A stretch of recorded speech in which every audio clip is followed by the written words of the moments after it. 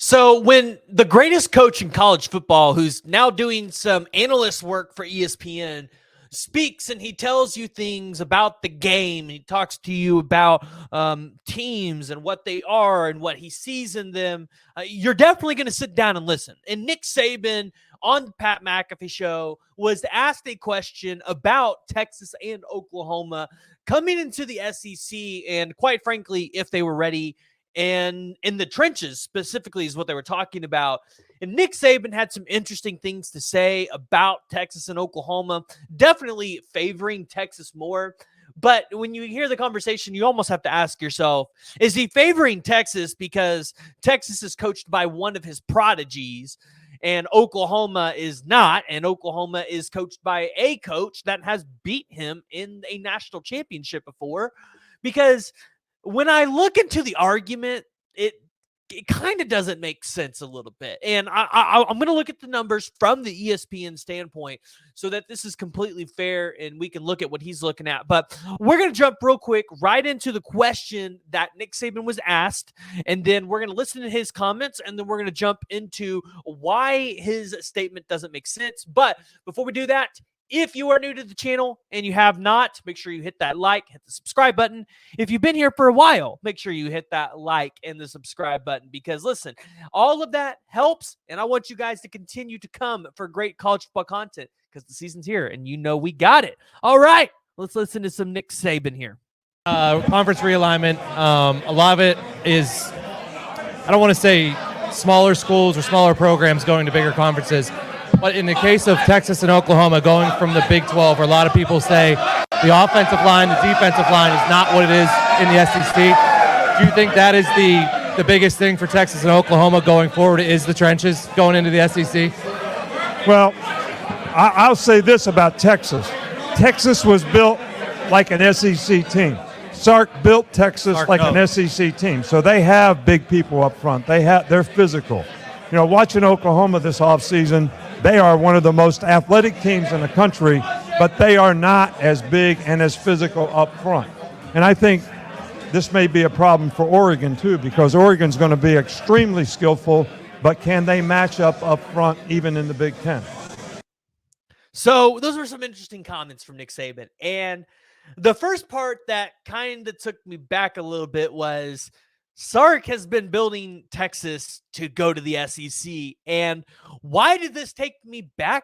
Because Brent Venables, when he got to Oklahoma, had to strip this whole program down to the studs. And quite frankly, one of the reasons why I felt like he didn't do as well in the Big 12 as he could have was because he was building this program to play in the SEC and not in the Big 12. And I'm sure Sark is doing the same thing, but to only basically include Texas in that response, that's just not right. This is what Brent Venables has been preparing for. And yes, Oklahoma is extremely athletic, a lot of really great guys. But when you look at the trench play, and we're going to start with the offensive line, Oklahoma not only has size, but they have the athleticism on the offensive line, and their ceiling on the offensive line might be as good as any of these other potential offensive line rosters in the SEC. And when you look at Texas's offensive line, it's definitely going to be a little bit more favorable this year, because if you look at the talent they have on there, I think they have 2 5-stars starting on their offensive line. Texas is going to be in the conversation for a Joe Moore award-winning offensive line. Will it live up to those expectations? That's remained to be seen. And again, I think this all comes back down to the narrative that Oklahoma lost all these guys in the offensive line this past season, so their offensive line is not going to be that good. But I look at what Oklahoma did on the recruiting trail. Josh Isosa, you got Daniel Akinkumi, and Isaiah Autry, who's 6, I think he's like 6'7" now, 320 or something like that, like an enormous human being. Eugene Brooks, who is voted as a early freshman All-American. You've got Eddie Pierre-Louis. This was a guy that everybody across the country wanted. And then not to mention, you had a Jacob Sexton and a Jake Taylor. You've got a Logan Howland, who we've talked about has a really high ceiling because he's moving from tight end to offensive line, which is what he played in high school. Played his last year in high school at left tackle. So he's able to develop into a great left tackle. Oklahoma hit a home run there. But regardless, I look at what Oklahoma has on the offensive line and say it's gonna be hard to find too many other offensive lines that are better than Oklahoma's in terms of what they're built for, what they've been building and going into the future. If you wanted to say Alabama has more depth than Oklahoma on the offensive line, I could buy that. I could buy that conversation. And I only use Alabama for an example because Nick Saban used to coach Alabama. He's obviously going to know that roster very well. So that's the roster that I was really comparing Oklahoma to. I want to pull this up here so you guys can see it. Let's see if I can give you guys a bigger, better view of it here. I don't know. Maybe you guys can see that a little better. When you look at the Alabama offensive line, a lot of this offensive line or a lot of the experienced guys on here are going to be juniors and seniors. So you do kind of wonder, okay, what does their freshman classes look like from 23 and 24? Did they build it up as good as Bill Bedenbaugh did his? I know in 25, it's an exceptional offensive line class that they have coming in.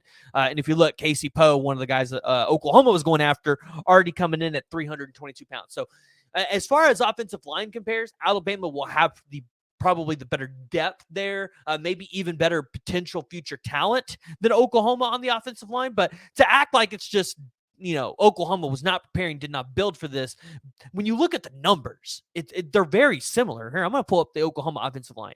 The numbers in terms of weight, height, they're very similar numbers here. That's what I want a lot of people to understand.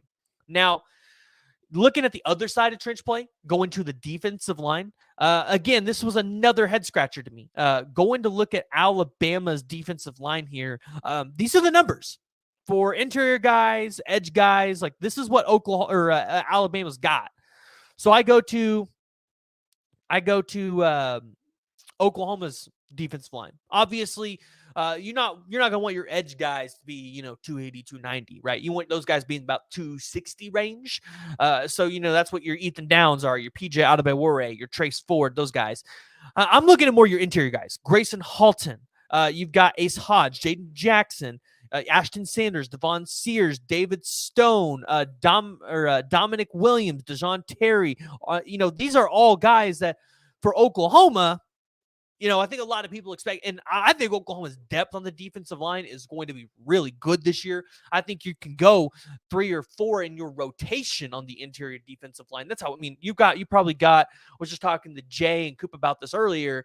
You probably got Jaden Jackson starting at nose tackle this year, which for a lot of you might shock you. And you've got Dominic Williams starting on that defensive line, but then you've got DeJoun Terry behind them. You've got Devon Sears, who's been a guy in practice that's gotten the praise from BV. You saw him in the spring game. He showed out.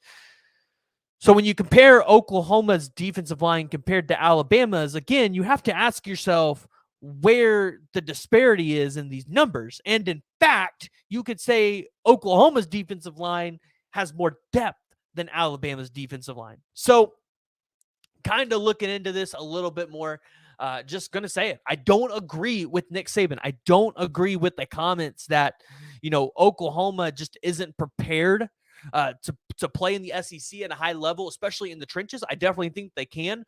Inexperience is going to hurt Oklahoma on the offensive side of the ball, but on the defensive side of the ball, Oklahoma is right there. They're not going to be as big. Like Georgia's defensive line is just stupid. Like it's literally stupid. Like they got guys that are 340, 350. When you look at Texas's defensive line, I think they have a couple more guys than Oklahoma that are in the 300 range. But also these were like end of summer, summer numbers. So everybody could have improved their weight, and I would expect Oklahoma is going to have a couple more guys in the 300 range.